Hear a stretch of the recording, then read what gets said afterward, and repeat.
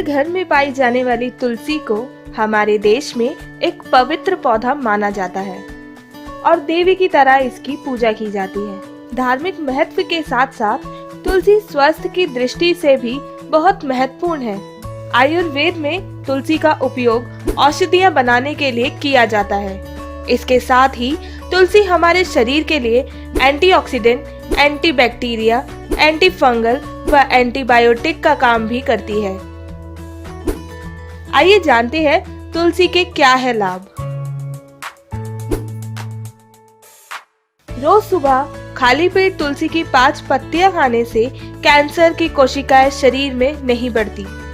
इसके साथ ही तुलसी blood sugar को भी कम करती है, जिससे डायबिटीज कंट्रोल रहती है। दस्त होने पर तुलसी की कुछ पत्तियां पीसकर उसको शहद व जीरे के पाउडर में मिलाकर मरीज को खिलाएं। ये आपको हर 2 घंटे में करना है। इससे बहुत जल्दी ही मरीज को आराम मिल जाएगा। गठिया दूर करने के लिए तुलसी की जड़, पत्ते, डंबल, मंजरी और बीज बराबर मात्रा को लेकर कूट छानकर पुराने गुड़ के साथ मिला लें और बकरी के दूध के साथ सुबह शाम सेवन करें। आंखों की समस्याओं से राहत पाने के लिए श्यामा तुलसी का रस रोजाना रात को सोते समय 2 बूंद आंखों में डालकर सोएं। कान की समस्या जैसे कान बहना, दर्द होना और कम सुनाई देना आदि में तुलसी बहुत फायदेमंद होती है। तुलसी के रस में कपूर मिलाकर उसे हल्का गर्म करके कान में डालने से दर्द बिल्कुल ठीक हो जाएगा। शरीर के जलन पर तुलसी का रस व नारियल तेल फेंट कर लगाने से जलन दूर होगी। तुलसी बालों के लिए भी बेहद कारगर साबित होती है। इससे आपकी जड़ों में खुजली नहीं होती और बाल झड़ने की समस्या हल हो जाती है। आपको तुलसी खानी चाहिए या तुलसी का जूस पीना चाहिए। तुलसी का एक छोटा सा पत्ता बहुत लाभकारी होता है। तुलसी के हेल्थ बेनिफिट अगर आपको पसंद आए तो हमें कमेंट करके जरूर बताएं।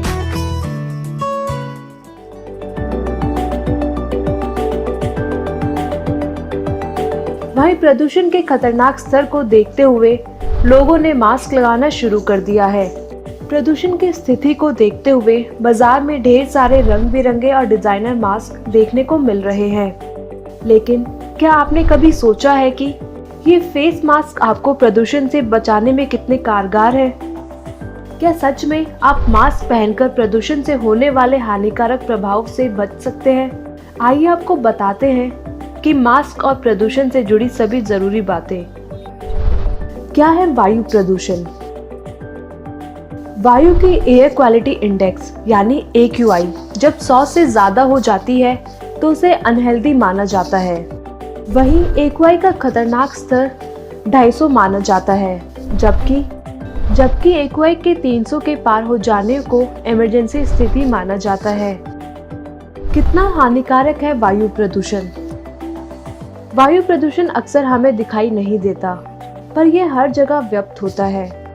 सांस लेते समय हम हवा के साथ साथ उन छोटे छोटे वायु प्रदूषण के कणों को ग्रहण करते हैं जो हमारे फेफड़े, हृदय और मस्तिष्क को गंभीर नुकसान पहुंचा सकते हैं। लेकिन अब आप सोच सकते हैं कि शहरों के वातावरण में कितने भयानक स्तर तक प्रदूषण के कण घुले हुए हैं। पर अब सवाल ये उठता है कि इतने प्रदूषित माहौल में फेस मास्क हमको प्रदूषण से बचाने में कितना मदद करता है।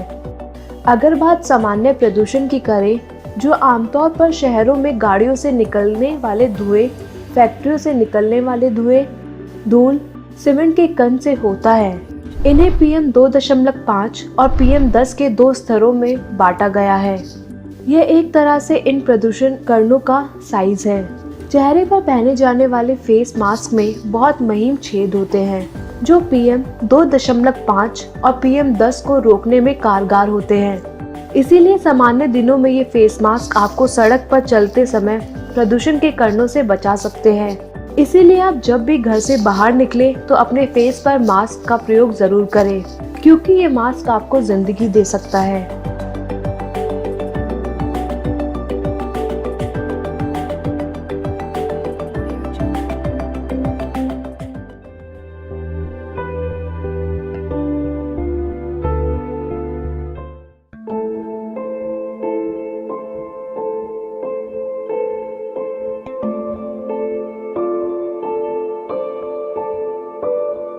देखा जाए तो पूरा देश खराब वायु प्रदूषण से जूझ रहा है, जिसकी वजह से लोगों की सेहत पर असर देखने को मिल रहा है।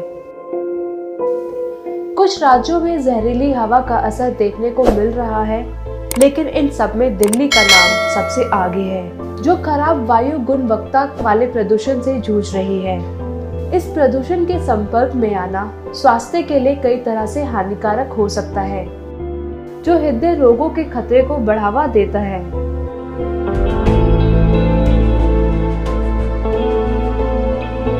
तो चलिए जानते हैं कैसे इस खराब वायु प्रदूषण से अपने आप को सेहतमंद रखें।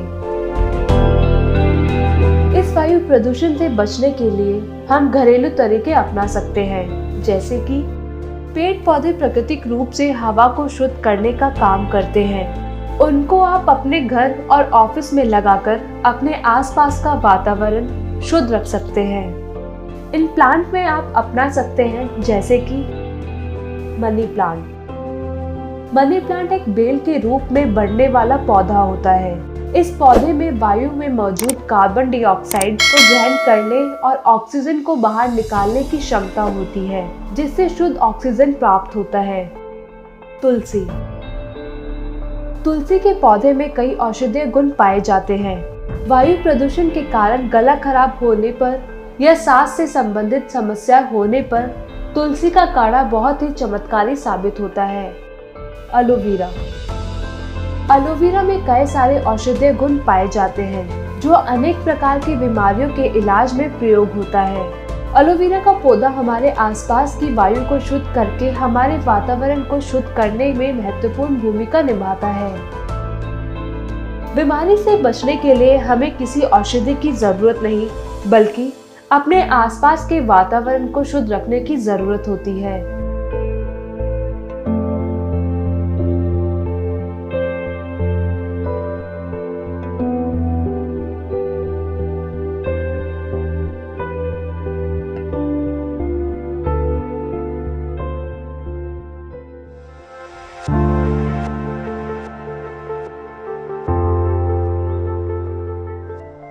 आजकल अधिकतर लोग देर रात तक जगते हैं और कुछ न कुछ खाते रहते हैं, लेकिन क्या आप इस बात से रूबरू हैं कि देर रात खाना खाने की आदत आपकी सेहत पर दुष्प्रभाव डाल सकती है?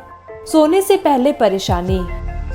देर रात खाना खाने से शरीर की स्लीप साइकिल डिस्टर्ब हो जाती है, जिससे आपको नींद नहीं आती। साथ ही साथ गैस्ट्रिक की समस्या भी हो जाती है और बुरे सपने भी आने लगते हैं। डाइजेशन खराब होता है। देर रात आप जिस भी चीज का सेवन करते हैं उसको पचने में काफी दिक्कत होती है, जिसके कारण आप गैस जैसी समस्या के शिकार हो सकते हैं। इसीलिए खाना खाने के बाद टहलना जरूर चाहिए। इससे आपकी पाचन क्रिया दुरुस्त रहती है। वजन बढ़ता है। देर रात खाना खाने से शरीर की सर्कोडियम क्लॉक भी प्रभावित होती है, जिसके कारण नींद में तो बाधा आती है, शरीर के हार्मोन्स का संतुलन भी बिगड़ जाता है, जिससे लोगों का वजन बढ़ने लगता है। ब्लड प्रेशर बढ़ता है। देर रात खाना खाने से ब्लड प्रेशर बढ़ने के साथ ब्लड शुगर लेवल भी बढ़ जाता है, जो लोगों के लिए काफी खतरनाक साबित हो सकता है। तो देर रात किसी भी चीज का सेवन करने से बचें और अपने आप को हेल्दी रखें।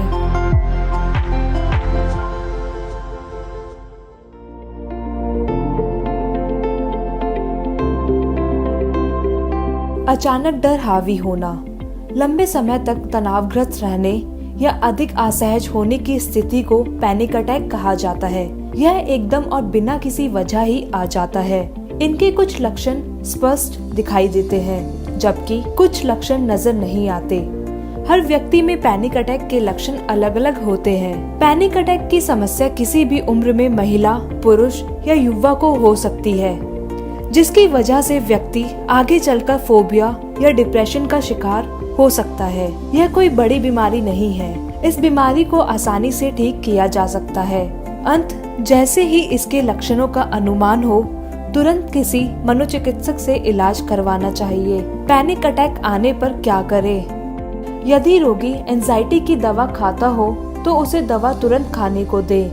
पैनिक होने पर रोगी को टहलाएं या उसे स्ट्रेचिंग या कूदने को कहें। जब पैनिक अटैक आए तो तुरंत एक शांत जगह पर जाकर सीधे लेट जाएं। फिर कुछ मिनटों के लिए हल्के से अपनी आंखों को बंद करें। इसके बाद धीरे धीरे दिमाग से बुरे विचारों को निकालने की कोशिश करें, जिससे आपको जल्दी आराम मिलेगा।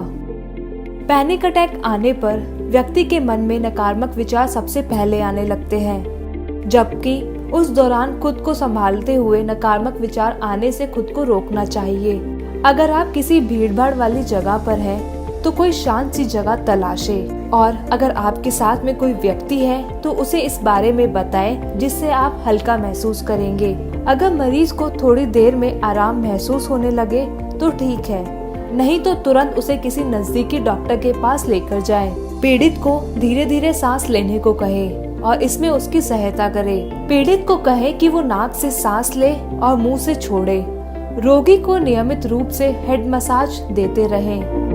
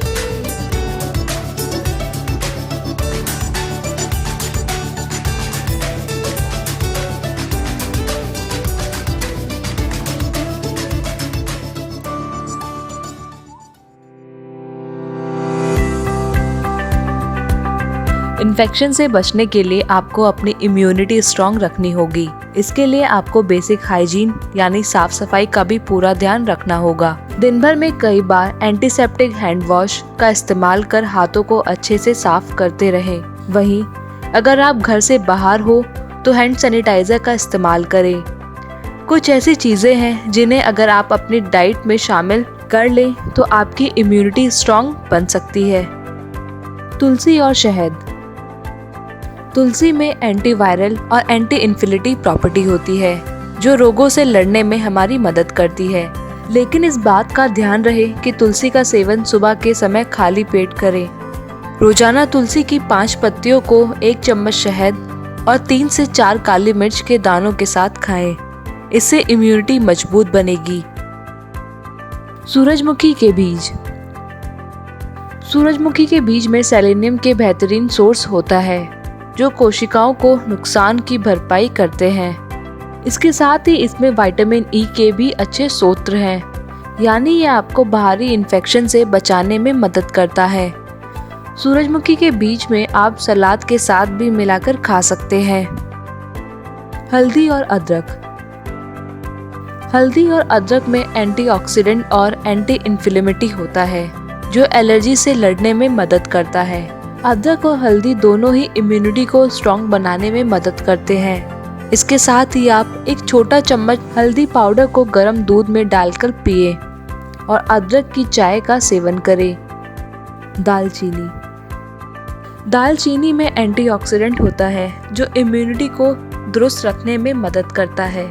इसकी सबसे खास बात यह है कि दालचीनी कोल्ड और फ्लू के लिए बेहतरीन दवा के तौर पर काम करती है। आप चाहे तो दालचीनी के पाउडर को चाय में छिड़क कर सेवन कर सकते हैं। अलसी के बीज। अलसी के बीज में एंटी एलर्जिक सीरम और ओमेगा 3 फैटी एसिड होता है जो रोगों से लड़ने की क्षमता को मजबूत बनाने में मदद करता है। तो ये वो घरेलू नुस्खा है जिसको अपनाकर आप अपनी कमज़ोर इम्यूनिटी को अच्छी कर सकते हैं और कई सारी बीमारियों को भगा सकते हैं।